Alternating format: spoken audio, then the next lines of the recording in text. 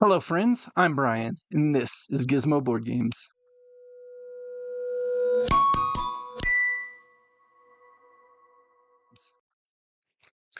And a month or two ago, I did 10 games that I don't like and you do, where I went through the top 100 and picked out four, I think it was, games that don't really appeal to me and kind of explain that. So now I'm kind of doing the opposite of that, where I'm going to look at four plus, and we'll explain that when we get there, games that don't rate that highly on Board Game Geek, but I enjoy. And we'll look at those games right now. So, starting with one of them that didn't even have enough ratings to appear with an average score or anything like that. So, it just shows up as NA when you look at its overall rating. But this is Planet Flipper right here. This isn't the box it came in. It comes in a small box from Play Games with two A's. This is by Daryl Durston, and it's just a fun little puzzle solo tableau building game where you're kind of designing a living space on a planet, a new planet. You're kind of in the future, you're going out and you're with rich house hunters, if you will, trying to find a home that they want on a new planet. So you've got to do various things to make it habitable for your potential buyer. So you've got four goal cards you must complete. So you must get them in your tableau and then you must upgrade them. And in order to get them in your tableau, you have to be able to build them using resources. You've kind of got a resource tracker. And the rest of your cards in the deck are also either things you can build or things you can discard for resources. And every time you go through the deck, you later and later in the progress. So you're just kind of racing to get everything done that you needed. You're limited in your tableau size. You're limited in some resources until you upgrade certain things, certain abilities, or get them built. So it really is a management of resources and management of tableau, all in the effort to complete the four required goals. And then your specific client, I think there's 3 or 4 different clients in the game. They have additional things they want to look for too that can help you get kind of bonus points. So it's just a fun little solo game, tableau builder, Planet Flipper. I think you should check it out if you like solo games like me, especially solo puzzle, tableau builder type games. The next one I want to talk about is a button shy game. It is Making Manhattan.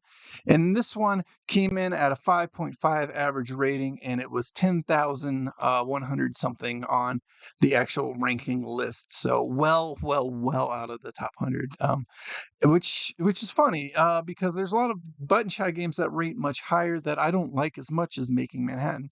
But Making Manhattan is a 2-player only game where you are, as it says, making Manhattan. Each player gets a random backside of the card is going to be part of the Central Park area with kind of end game goals. You want to have the most of something or the least of something is kind of how those work. And you want to make sure your two goals don't contrast. Otherwise, you have to get a new one drawn. That's unlikely to happen. But you've got basically 2 cards you're going to lay out as your central park. And then in the course of the game, you're going to lay out cards and draft them from the shared center parts.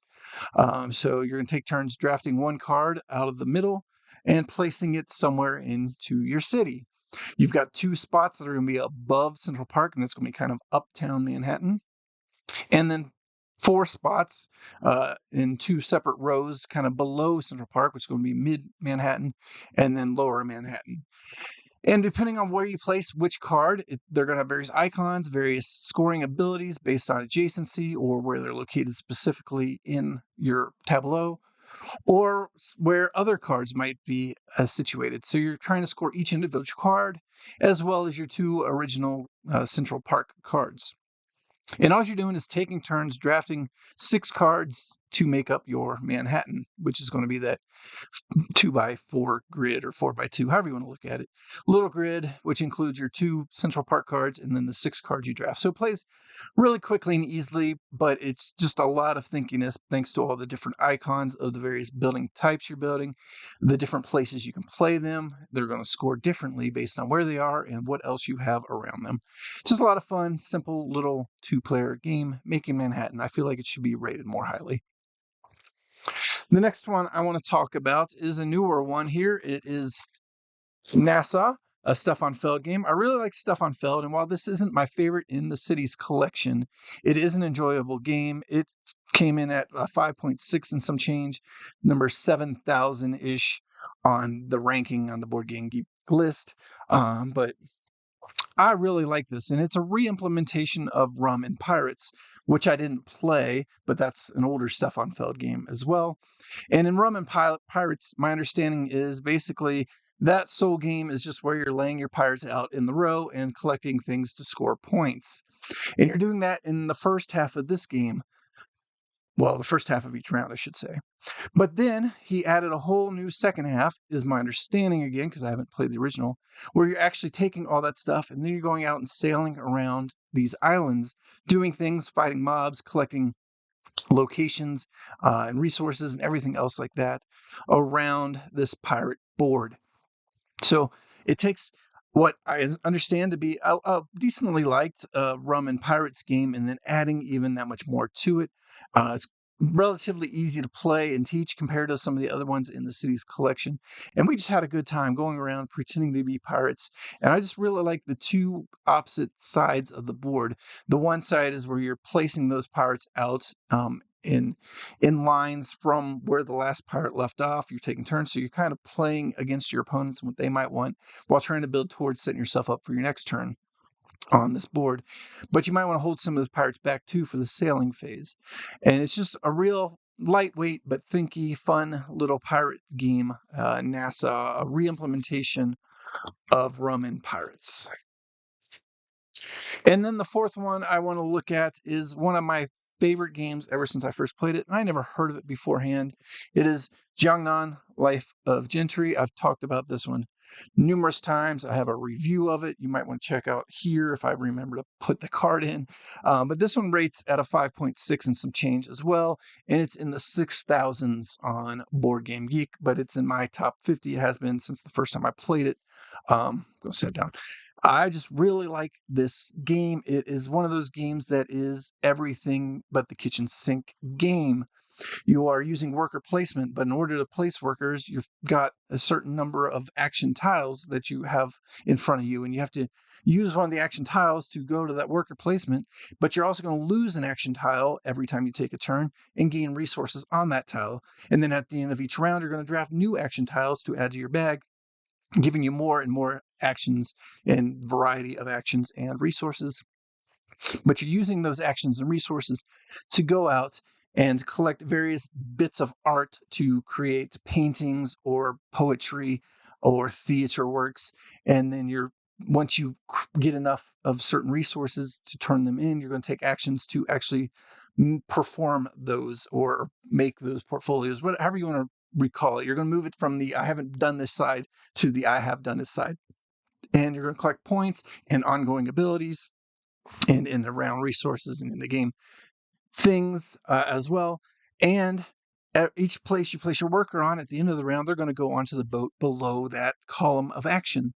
And in that boat, it's a little bit of an area control game because whoever has the most or is tied for the most and seated the most in the front, i.e. they were the first one to get on the boat, they are going to pick the end of round scoring actions or the end of game actions as those boats cycle around the board. And the end of round actions are going to score multiple times. The earlier ones, because you're scoring at the end of every even round. So at the end of round 2, 4, and 6, you're going to score all those end of round tiles. So if you are really focusing on the first end of round scoring tile from round 1 and 2, you're going to score those tiles multiple times in the game because they're going to score at the end of rounds 2, 4, and 6. Whereas the ones from round 5 and 6 are only going to score that one time there in those rounds when round 6 comes around. At the same time, they're going to recycle around to the boats with in-game objectives. And again, you want to get back on those boats to gain area control so that way you can score those in-game objectives. Because only the top 2 people on those boats are going to score that in-game objective. I think it's 4 per time you do it if you've got the most on the boat, and 2 per time you do it if you are second place. So it really is a lot to manage. You're managing actions, you're managing resources, you're managing area control of boats that are literally moving each round. And it's just a lot of fun in a game box. And I don't know why more people aren't talking about Jiangnan Life of Gentry.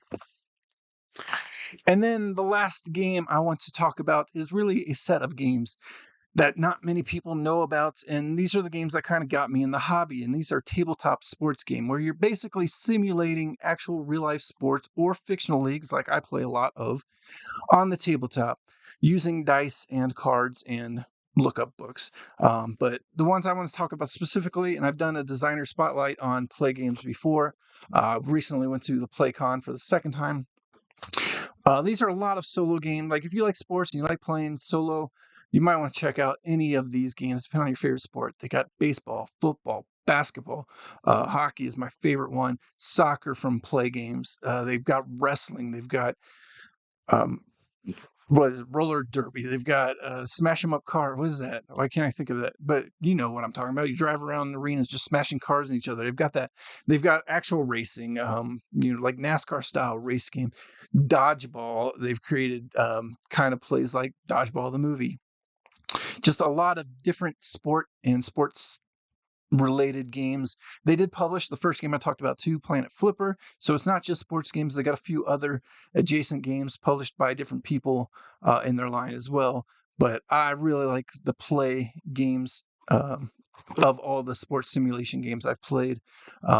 This is my favorite designer, mostly because they give you a way to create your own cards for the game. You don't have to make up how the ratings are worked and try to reverse engineer it. He actually lets you buy the how-to guide so you can make your own teams, as long as you're not selling them for seasons that he doesn't produce yet, or for your fictional leagues like I do. I've got a fictional hockey league I've been running. I've got fictional soccer league I've been running, fictional baseball league as well. So just a lot of fun. Play now games, or play games with 2 A's. I just really enjoy their games and sports simulations in general. And I don't think in the board gaming community, sports simulation games are really ever discussed. So I wanted to, again, shed some light on sports simulation games because I like sports. And as a solo player, playing out a sports game simulation, it's not tactical in any way. It's literally you're simulating an actual sport event. But I really enjoy that, reliving some of my favorite seasons, or like I said, creating fictional seasons. And that way I have no expectations at all, other than I know who should do well. But that's that. That's the list. Those are the 4+ games that I like and just don't get much street cred on Board Game Geek. If you like this video, give me a thumbs up. Let me know in the comments below any of the things that you like that most people don't. Those things on the bottom of the top 1,000 million list on Board Game Geek that you like that just don't rate as highly. Let me know in the comments below. And of course, subscribe to catch more of my videos in the future. I try to put one video out every week. I look forward to seeing you on the next one. Bye.